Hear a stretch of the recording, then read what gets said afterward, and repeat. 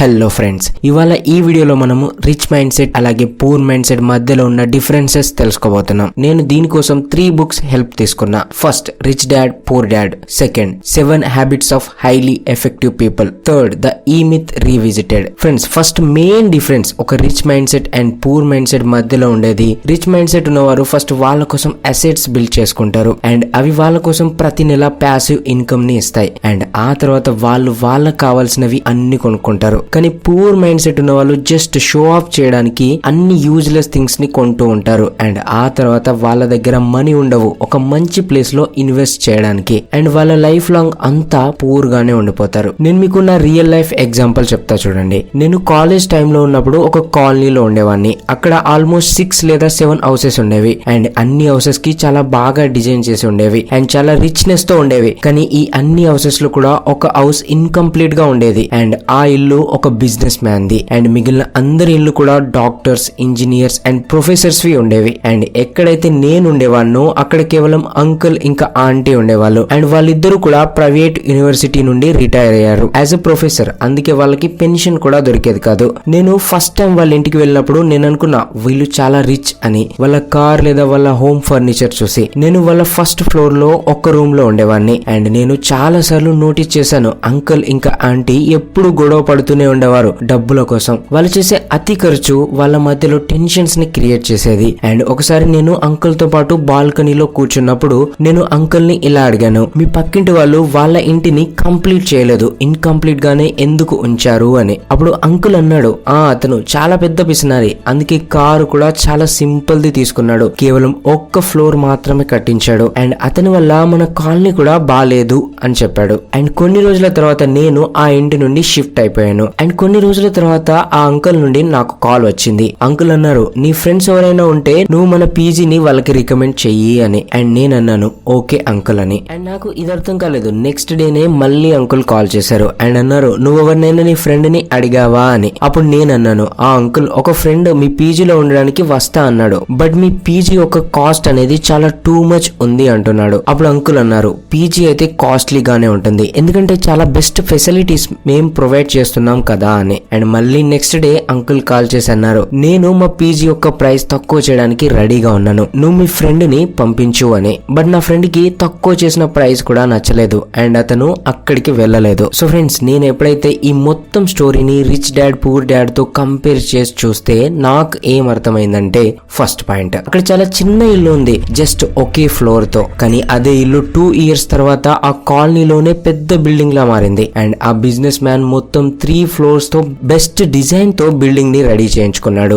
And second point, uncle దగ్గర city Honda ఉండేది కానీ అంకుల్ మాత్రం స్కూటర్ పైనే ట్రావెల్ చేసేవాడు ఎందుకంటే వాళ్ళు జస్ట్ బయట నుండి చూడడానికి మాత్రమే రిచ్ గా ఉండేవారు కానీ లోపల వాళ్ళకి చాలా ఫైనాన్షియల్ ప్రాబ్లమ్స్ ఉండేవి. And friends, poor mind set people ఇదే మిస్టేక్ చేస్తూ ఉంటారు. వాళ్ళ శాలరీ 15,000 ఉంటుంది కానీ చేతిలో మాత్రం 50,000 ఐఫోన్ ఉంటుంది అండ్ రిక్వైర్మెంట్ కన్నా ఎక్కువ ప్రైస్ ఉన్న కార్ ని తీసుకుంటారు అండ్ కాస్ట్లీ బట్టలు అండ్ కాస్ట్లీ షూస్ తీసుకుంటూ ఉంటారు. కానీ రిచ్ మైండ్ సెట్ పీపుల్ వాళ్ళు ఏదైనా ఒక ప్రొడక్ట్ ని కొనే ముందు ఇది క్యాలిక్యులేట్ చేసుకుంటారు, ఆ ప్రొడక్ట్ వాళ్ళకి ఎంత వాల్యూ ప్రొవైడ్ చేస్తుంది అనేది అండ్ అప్పుడు మాత్రమే దాన్ని బై చేస్తారు. Point number 2, rich mindset ఉన్నవారు ఫస్ట్ వాళ్ళ కోసం పే చేసుకుంటారు, ఆ తర్వాతే వేరే వాళ్ళకి పే చేస్తారు. మీలో చాలా మంది rich dad poor dad book ని చదివే ఉంటారు కానీ మీలో చాలా తక్కువ మందికి మాత్రమే ఈ బుక్ ఆథర్ రాబర్ట్ ఇంకా తన వైఫ్ కిమ్ కియోసాకి గురించి తెలిసి ఉంటుంది. రాబర్ట్ తన మ్యారేజ్ కి ముందు చాలా లోన్స్ తీసుకుని వాటిని ఎలా పే చేయాలో అర్థం కాని సిచ్యువేషన్ లో ఉండేవాడు అండ్ వాళ్ళు ఇద్దరు అనుకునేవారు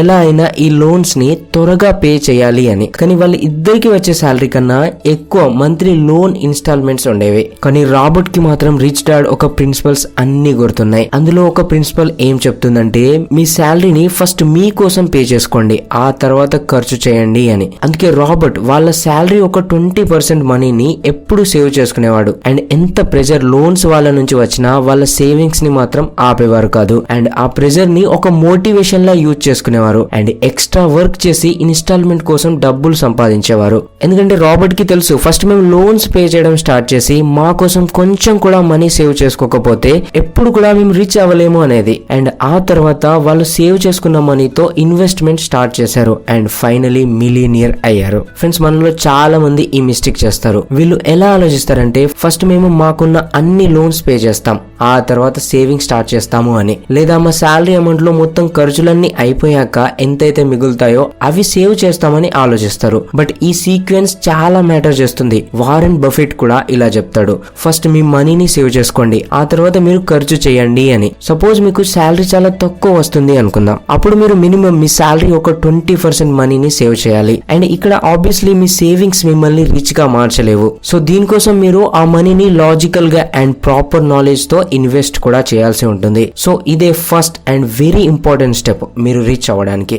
and next point, rich mind set తో ఉన్నవారు ఎప్పుడు కూడా వాళ్ళ స్కిల్స్ ని ఇంప్రూవ్ చేసుకుంటూ ఉంటారు. అండ్ మీరు ఇది నోటీస్ చేయండి, ఎప్పుడు కూడా హై ప్రైస్ ఉన్న ప్రొడక్ట్స్ ఒక అడ్వర్టైజ్మెంట్ అనేది టీవీలో ఎప్పుడు కనిపించదు. లైక్ ఫరారీ, వాళ్ళు అడ్వర్టైజ్ చేసి మీతో ఎప్పుడు అనరు మీరు ఫరారీని తీసుకోండి అని. లేదా హెలికాప్టర్ కంపెనీ, ఒక ప్రైవేట్ జెట్ కంపెనీ మీకు వాళ్ళ ప్రొడక్ట్స్ ని చూపించడానికి డబ్బులు ఖర్చు పెట్టరు. కానీ ఇలా ఎందుకు? మాక్సిమం పాపులేషన్ టీవీ చూస్తుంది కదా, అడ్వర్టైజ్ ఎందుకు చేయరు? ఎందుకంటే ఈ కంపెనీస్ కి తెలుసు ఎవరైతే యాక్చువల్ గా ఈ ప్రొడక్ట్స్ ని కొనగలుగుతారో వాళ్ళు టీవీ చూస్తూ ఎంటర్టైన్ అవ్వరు అని. మిడిల్ క్లాస్ మెంటాలిటీతో ఉన్నవారు గ్రాడ్యుయేషన్, పోస్ట్ గ్రాడ్యుయేషన్, పిహెచ్డి చేసిన తర్వాత వాళ్ళు అనుకుంటారు ఇక నేను రెస్ట్ డిజర్వ్ చేస్తాను అని. అందుకే వాళ్ళు ఎక్కువ దేని గురించి ఆలోచించరు. అందుకే వాళ్ళు జాబ్ తర్వాత డైరెక్ట్ గా ఇంటికి వస్తారు, టీవీ చూస్తారు, రిలాక్స్ అవుతారు. అండ్ కొంతమంది మిడిల్ క్లాస్ బిజినెస్ మ్యాన్స్ ఇంటికి వచ్చి కూల్ గా సీరియల్స్ చూస్తూ ఉంటారు. కొత్త విషయాలు నేర్చుకోవడం వాళ్ళ మైండ్ లో ప్రెజర్ ని క్రియేట్ చేస్తుంది. కానీ రిచ్ మెంటాలిటీతో ఉన్న వారికి తెలుసు వాళ్ళ లైఫ్ లాంగ్ స్కిల్స్ ని ఇంప్రూవ్ చేసుకుంటూ ఉండాలి అని. న్యూ థింగ్స్ నేర్చుకోవడం వాళ్ళ ప్యాషన్ అండ్ ఇదే వాళ్ళని రిలాక్స్ చేస్తూ ఉంటుంది. మనం బిల్ గేట్స్ ని ఎగ్జాంపుల్ గా తీసుకుందాం. బిల్ గేట్స్ మైక్రోసాఫ్ట్ నుండి రిటైర్ అయ్యారు. అండ్ బిల్ గేట్స్ ఒక బిలియనియర్. బిల్ గేట్స్ కి అసలు ఏం చేయాల్సిన అవసరం కూడా లేదు. అయినా కానీ బిల్ గేట్స్ ఎప్పుడు కూడా ఏదో ఒక బుక్ చదువుతూనే ఉంటారు. అండ్ తను చదివిన అన్ని బుక్స్ ఒక నోట్స్ ని బిల్ గేట్స్ వెబ్సైట్ అయిన getsnotes.com లో పోస్ట్ చేస్తూ ఉంటారు. Out source. మాక్సిమం పీపుల్ ఇది అనుకుంటారు, ఎప్పుడైతే వాళ్ళకి ఒక జాబ్ వస్తుందో అప్పుడు ఇక నా లైఫ్ సెట్ అయిపోయింది అని. అండ్ దీనికి ఇండైరెక్ట్ మీనింగ్ ఏంటంటే ఇక నాకు గ్రో అవ్వడం ఇష్టం లేదు అని, నేను ఇదే జాబ్ లో లైఫ్ లాంగ్ ఉండిపోతా అని. అండ్ ఇక్కడ మీరు ఆలోచించాల్సింది ఏంటంటే అక్కడే అదే జాబ్ లో ఉండడం వల్ల మీ శాలరీ చాలా తక్కువగా అండ్ ప్రమోషన్స్ ద్వారా మెల్లమెల్లగా గ్రో అవుతుంది. అండ్ దానివల్ల మన మైండ్ లో స్కేర్ సిటీ క్రియేట్ అవుతుంది. అంటే డబ్బులు ఎలా అయినా సేవ్ చేసుకోవాలి అని అనుకుంటూ ఉంటాం. మనం ప్రతి దానిలో డబ్బులు సేవ్ చేయడానికి ట్రై చేస్తూ ఉంటాం. లైక్ ఎలక్ట్రిసిటీ బిల్ ఎలా సేవ్ చేయాలి, వాటర్ బిల్ ఎలా సేవ్ చేయాలి, ఫుడ్ లో మనీ ఎలా సేవ్ చేసుకోవాలి, ఇలా ఆల్మోస్ట్ లైఫ్ అంతా ఇదే స్కిల్ ని ఇంప్రూవ్ చేసుకుంటూ ఉంటాం. కానీ రిచ్ మైండ్ సెట్ ఉన్న వారికి బాగా తెలుసు వాళ్ళ దగ్గర జస్ట్ 24 అవర్స్ మాత్రమే ఉన్నాయి అండ్ లిమిటెడ్ విల్ పవర్ ఉంది. నేను గ్రో అవ్వాలి అంటే నేను వేరే వాళ్ళ హెల్ప్ కూడా తీసుకోవాలి అని. అందుకే వాళ్ళు వాళ్ళ మాక్సిమం పనులని లైక్ ఫుడ్ ప్రిపేర్ చేయడం, కార్ డ్రైవ్ చేయడం, క్లాత్స్ వాషింగ్ చేయడం, ఈవెన్ ఆఫీస్ టెక్నికల్ వర్క్స్ చేయడం అన్ని కూడా అవుట్ సోర్స్ చేస్తూ ఉంటారు. అండ్ వాళ్ళు మాత్రం ఆ పనుల పైన వర్క్ చేస్తారు ఏవైతే రేర్ అండ్ వాల్యుబుల్ గా ఉంటాయో. అండ్ దాని వల్ల వాళ్ళు మరింత గ్రో అవుతారు. దీని వల్ల 2 మెయిన్ బెనిఫిట్స్ ఉన్నాయి. ఫస్ట్, వీళ్ళు కంట్రీ యొక్క ఎకానమీ పెరగడానికి హెల్ప్ చేస్తారు. సెకండ్, ఈ ప్రాసెస్ లో చాలా మందికి వాళ్ళు జాబ్స్ ని ఇస్తారు. కానీ పూర్ మైండ్ సెట్ ఉన్న వాళ్ళు మాత్రం వాళ్ళని చూసి ఇతనైతే చాలా స్టైల్ చేస్తూ ఉంటాడు, అసలు వర్కర్స్ లేకుండా ఇతను ఏం పని చేయలేడు అనుకుంటూ ఉంటారు. కానీ రిచ్ మైండ్ సెట్ ఒక మెంటాలిటీ వేరేలా ఉంటుంది. ఇది షో ఆఫ్ చేయడానికి కాదు, వాళ్ళ టైం ని సేవ్ చేసుకోవడానికి. ఫ్రెండ్స్, దీనికి అర్థం ఇది కాదు మీ అన్ని పనులని అవుట్ సోర్స్ చేసి మీరు ఇంట్లో కూర్చొని టీవీ చూస్తూ ఉండండి అని కాదు. మీరు ఎప్పుడైతే గ్రోయింగ్ స్టేజ్ లో ఉంటారో అప్పుడు మీకు వేరే వాళ్ళ హెల్ప్ అవసరం అవుతుంది. అప్పుడు మీరు వాళ్ళ హెల్ప్ తీసుకుంటే అప్పుడు మీ గ్రోత్ ఆగదు అండ్ మీరు మీ పనులని కూడా ప్రాపర్ గా చేసుకోగలుగుతారు. అండ్ నెక్స్ట్ పాయింట్ ఏం చెప్తుందంటే థింక్ విన్ విన్. హ్యూమన్ సైకాలజీని అర్థం చేసుకోవడానికి రీసెర్చర్స్ ఒక ఎక్స్పెరిమెంట్ చేశారు. రీసెర్చర్స్ ఇద్దరు వ్యక్తులని, వాళ్ళు ఒకరికొకరు తెలియదు, వాళ్ళని ఒక రూమ్ లో కూర్చోబెట్టారు. టేబుల్ పైన $100 ని పెట్టారు. రీసెర్చర్స్ వాళ్ళతో అన్నారు, మీ ఇద్దరికి కూడా ఈ $100 ని పంచుకోవాల్సి ఉంది. కానీ మీకు కొన్ని కండిషన్స్ ఉన్నాయి. ఫస్ట్ కండిషన్, ఒక వ్యక్తి ఇది డిసైడ్ చేస్తాడు ఈ $100 ని ఎంత పంచుకోవాలి అనేది. సెకండ్ కండిషన్, ఎవరైతే మొదటి వ్యక్తి చెప్తాడో ఎంత పంచుకోవాలి అనేది అది రెండో వ్యక్తి అగ్రి చేస్తాడా చేయడా. ఒకవేళ అగ్రి చేస్తే ఇద్దరికి మొదటి వ్యక్తి చెప్పినట్టు అంతంత మనీ వస్తాయి. వస్తాయి. కానీ ఒకవేళ రెండో వ్యక్తి డిసాగ్రీ చేస్తే ఇద్దరికి కూడా ఏమి రావు. అండ్ ఇలా చేస్తూ చేస్తూ రీసెర్చర్స్ ఒక ప్యాటర్న్ గమనించారు. ఫస్ట్ పర్సన్ ఒకవేళ $50 గా మనీని డివైడ్ చేస్తే సెకండ్ పర్సన్ అగ్రీ చేసేవాడు అండ్ ఇద్దరికి $50 దొరికేవి. ఒకవేళ ఫస్ట్ పర్సన్ 60-40 గా డివైడ్ చేసిన సెకండ్ పర్సన్ ఒప్పుకునేవాడు. కానీ ఒకవేళ ఫస్ట్ పర్సన్ మనీని 70-30 గా డివైడ్ చేస్తే సెకండ్ పర్సన్ దీన్ని రిజెక్ట్ చేసేవాడు అండ్ ఇద్దరికి కూడా ఎలాంటి మనీ వచ్చేవి కావు. అంటే హ్యూమన్ ఎమోషన్స్ ఒక టిప్పింగ్ పాయింట్ 70-30 గా ఉంది. రీసెర్చర్స్ ఈ ఎక్స్పెరిమెంట్ చాలా మంది పైన చేశారు. అయినా కానీ అందరి ఒక టిప్పింగ్ పాయింట్ 70-30 దగ్గరలోనే వచ్చేది. సో ఇప్పుడు మీరు ఆలోచించండి, మీరే ఆ సెకండ్ పర్సన్ అయితే మీరు ఏం చేసేవారు? మీలో చాలా మంది ఇలా ఆలోచిస్తారు, 70-30 అయితే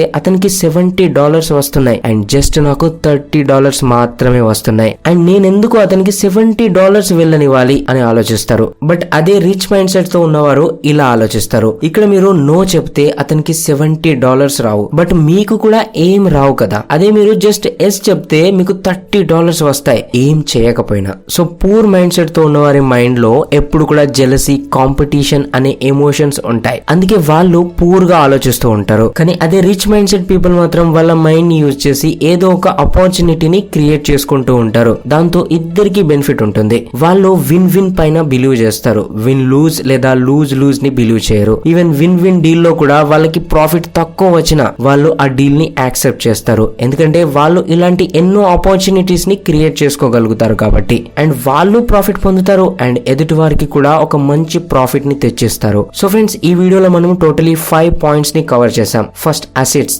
దెన్ కంఫర్ట్. అంటే ఫస్ట్ మీరు ఒక ప్యాసివ్ ఇన్కమ్ తీసుకువచ్చే అసెట్స్ ని క్రియేట్ చేసుకోండి. ఆ తర్వాత మీ కంఫర్టబుల్ ప్రొడక్ట్స్, థింగ్స్ ని కొనుక్కోండి. Second, pay yourself first. మీ శాలరీలో అట్లీస్ట్ 20% ఎలాంటి ఖర్చు చేయక ముందే సేవ్ చేయండి. ఆ తర్వాత దాన్ని ప్రాపర్ గా ఇన్వెస్ట్ చేయండి. Third, out source. మీరు గ్రో అవుతున్నప్పుడు మీకు టైం ఒక అవసరం చాలా ఉంటుంది. అందుకే మీ ప్రెజెన్స్ లేకుండా అయ్యే కొన్ని పనులని అవుట్ సోర్స్ చేయండి. Fourth, improve your skills. Me skills ని ఎప్పుడు కూడా అప్ స్కేల్ చేసుకుంటూ ఉండండి. కొత్త కొత్త బుక్స్ అండ్ న్యూ థింగ్స్ ని నేర్చుకుంటూ ఉండండి. Fifth, think win win. మీరు ఇది ఆలోచించకండి ఎదుటి వారికి నాకన్నా ఎక్కువ దొరుకుతుంది అని. మీరు ఇది ఆలోచించండి, నాకు ఫస్ట్ ఏమి దొరకలేదు బట్ ఇప్పుడు ఇదైనా దొరుకుతుంది అని. సో ఫ్రెండ్స్, ఈ వీడియో ఎలా అనిపించింది అనేది కామెంట్ చేసి చెప్పండి. అండ్ ఇలాంటి నాలెడ్జబుల్ వీడియోస్ మిస్ అవ్వకుండా చూడాలి అనుకుంటే మన ఛానల్ ని తప్పకుండా సబ్స్క్రైబ్ చేసుకోండి అండ్ పక్కనే ఉన్న బెల్ నోటిఫికేషన్ ని ఆన్ చేసుకోండి. సో కలుద్దాం ఇంకో మరో ఇంట్రెస్టింగ్ అండ్ వాల్యుయబుల్ వీడియోతో. Thank you so much for watching this video friends.